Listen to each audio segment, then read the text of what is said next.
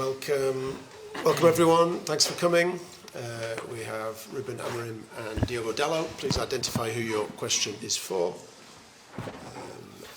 Okay, let's go. Who wants to start? Simon. If you just wait for the microphone.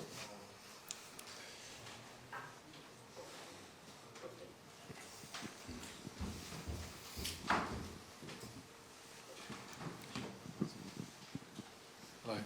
Hi, Ruben. Kobe's in the travelling squad. How good is it to have him back with the group? And can he start tomorrow? Is he fit enough for that, or is it a player that you're going to have to be careful with? No, in this moment we have to be careful with Kobe. He had some games out, so we have to be careful with his fitness. We are really happy to have more options, and the option like Kobe Maino, with the quality that he has, he can play in different positions. He's already played as a 6, as an 8, as a 10. So we are really pleased to have Kobe Maino, but we have to be careful, and we need Kobe Maino fit and fresh. Things are obviously improving on the injury front, but Matthias is out, Toby's out. Can you provide an update on their situations? Yeah, Mate has a problem in his foot. We are trying to assess. We still don't have the data that he can return. Toby has a small issue in his legs, so we hope to have him in a few weeks. Jamie. Hi, Ruben. Just going back to Kobe, you mentioned there you played him as a 10, for example. He started for England in the Euro finals as a sort of central midfielder. Can he play there properly for Manchester United, in your opinion? Do you view him as being able to play that position? Yeah, he can play. I think in England sometimes they play with 3 defenders also. It was more or less the same position, so he can play. Of course, we need to help him, and we need to find like a little bit like Casemiro in this moment is playing better because we are understanding better the way Casemiro can play, and I think we can do that with Kobe because he has a lot of qualities. He's really good on the ball, but he also really good near the opponent's box. So we'll try to manage all that, to try to find the right space for a player like Kobe. So I fully accept he's a young, he's still a very young player, but having started for England in that final and done very well last season, when you say you need to help him, in which way exactly? Because he seems already, very good. Yeah, but I think that is also a little bit the problem. When I see Kobe Maino, I see a lot of talent, but in the way I see it, I could be wrong. That's for sure. I see some things that Kobe Maino has to improve. The pace during the game. He has qualities that we can use it. Like I said, in build-up, he needs to improve. Near the box, he has a lot of talent. And that's why I think he did a very good game in the Europa League in that position. So when I see Kobe Maino, I see not as a full player in the moment because he's 19. And if I say to Kobe, no, you are done, you are the final player, I think I'm not helping Kobe. That's all. Beth. Diogo, you've been consistently available, injury-free for Manchester United. Cristiano Ronaldo has also name-dropped you as a player who he thinks a United player can reach the top of his game. What behaviours and what routines do you use to stay consistent, and do you try and teach these to the younger players who are coming into a busy schedule and big intensities in the game? I would say I started to become a little bit more obsessed about being available. I think that's the first step for you to be able to play, is being available. Obviously through some problems that I had during the first year, especially here at Man United, the first few seasons. That's why I had this mind switch a little bit in terms of being available physically.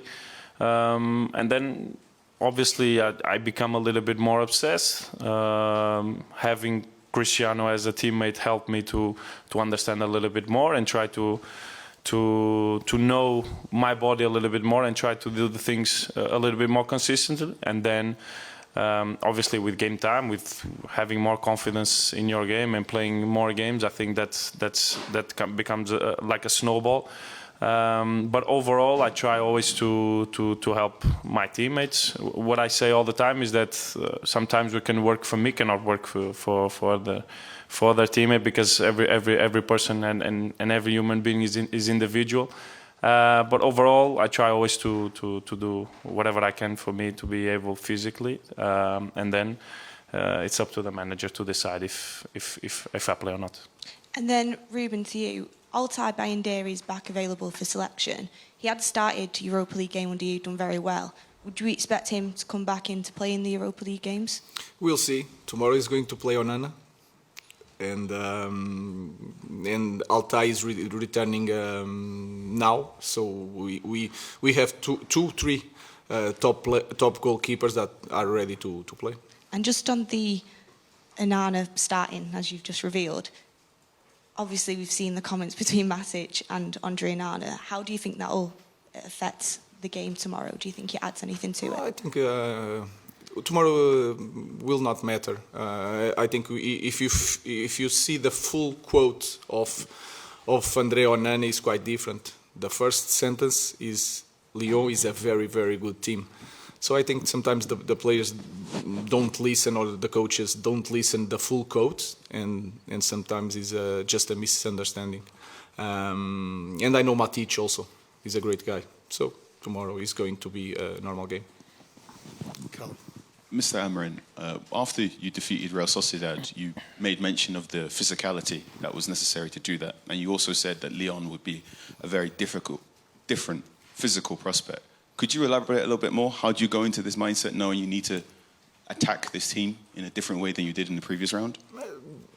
Yes, if you look, in that department it's quite simple. If you look the team of Lyon, they are stronger, faster and bigger than Real Sociedad. They play a different football, but they have since Paul Fonseca is here, they are winning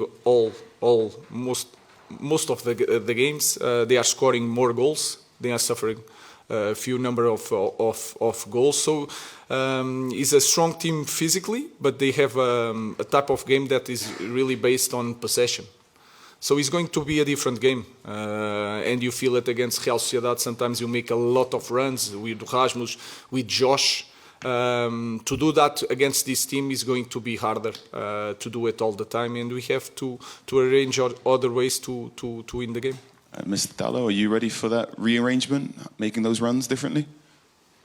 Yeah, I'm always ready for every scenario. I think for you to be able now to go through in this competition, obviously games get more difficult, and at this stage you have to be ready to every scenario. Obviously we prepared well the game, and tomorrow I think if we're sharp in our minds physically, I think we can make a very good game. Ruben, Nemanja had some very nice quotes about you, what you were like as a teammate, and how he thinks some of your strengths then have helped you in coaching. He said you were the most optimistic guy in the dressing room, regardless of what the situation was. Have you carried that trait into coaching? That is clear. I'm always saying that we are going to win the Premier League, so you can see it that I'm really optimistic. So I think it's something that you born with that. You cannot change. You cannot fake it. You can fake it for a while, but through your life, you are who you are, and I'm like that. So I'm seeing things in the positive way. Sometimes I get a little bit frustrated, but it's a characteristic that like any other. And then with Onana and Matic, you know them both really well. Onana on Sunday, it didn't seem like he was coming from a place of disrespect. He was being optimistic. He was being quite positive because this is a huge game for United, and he was just on the front foot about it. And Nemanja's obviously read it the wrong way and reacted very harshly. How will Andre be feeling hearing comments like that? It's really hard. It's really hard to deal with that, and that is for sure. And again, if you look to all the quotes, you cannot see disrespect there. Just respect, but trying to give confidence and to show confidence in his team, especially in this year. So everybody can talk bad things about Manchester United. Sometimes our group, as a player, as a coach, as a staff, has to show some confidence in our team. So I think that's all. And again, I know really well Nemanja Matic and how good guy he is. So he hears some things by half, not the whole story. So that for me is clear in this situation. Hello, sir. I'm Noah from Ziggo Sport Netherlands. Question to the coach. Could you tell us a bit about the importance of this league for your squad, as it also might be the only possibility for United to gain European football next season? It's really important in all aspects. The first one is to win a title, especially an European title. In this season, in this context, winning something like that is massive for us, for our confidence. And then to the future, to the next season.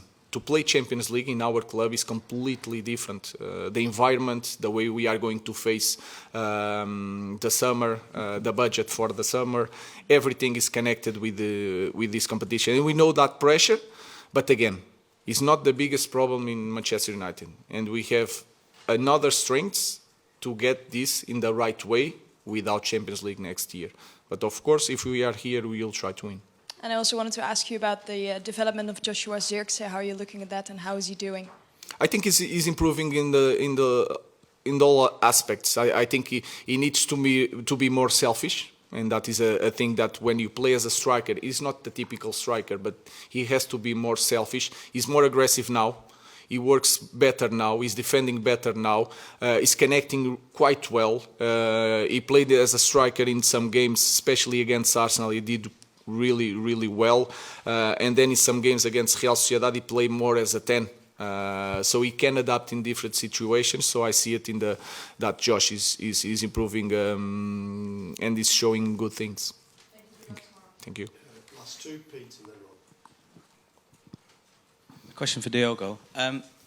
There's been a lot has been said about the lack of intensity in the derby on Sunday. Have you noticed a pick-up in intensity this week ahead of a crucial game, or has it been the same as it always has? I mean, I can tell you straight away that it was a really intense game. I was on the pitch, I run a lot, and my teammates run a lot. We fought really hard to be competitive that game. I think everybody in the stadium felt that we wanted to win the game. And I think we were really competitive. I mean, everybody's entitled to their opinion. You might like the type of game that was. You might have preferred that the game was a little bit more open. But if you ask Man City players and if you ask Man United players, I'm sure that everybody was with the right approach and right intensity to win the game. But at the same time, both teams respected each other a lot in terms of knowing that a little mistake, a little detail could define the game. And we were really aware that any slight inch of the pitch that we could give to Man City, they could score a goal and they could win the game. So we were very, very compact as a team. I think it was something that we've been improving a lot. We created enough, I think, to win the game. In the end, I understand as a fan that you watch a Man City, Man United winning 0-0 is not the same as a result with more goals. Obviously, everybody wants to see goals. But I would say that I felt inside the pitch, the game was really intense, and we did everything to win. In the end, it was a draw. It's part of football. Last question, Rob. Hi, Ruben. Obviously, since you've come in, the results in the Europa League have been a lot better than perhaps they have been in the Premier League. Because you're asking the players to change the way they play a little bit, do you think they're finding it easier to play in the Europa League games, possibly because it's less intense or it's not as physical, and it's easier for them to kind of follow these new instructions that you're giving them? No, I think it's not nothing tactical. I think I truly believe it's the pace of the game, the physicality of the game, and you have guys. We have the best league in the world. Sometimes the games you don't see a lot of intensity, but I can guarantee you that compares to some games that we had in the Europa League, and I have the data to talk about it, is completely different. And if you have one more second to think with the ball, it's a different game. So until now, I don't know the game tomorrow, but until now, I felt a difference when we play Europa League and when we play any Premier League game. So that small space of time can give us an advantage to play better. Thank you very much. Thank you. Thank you.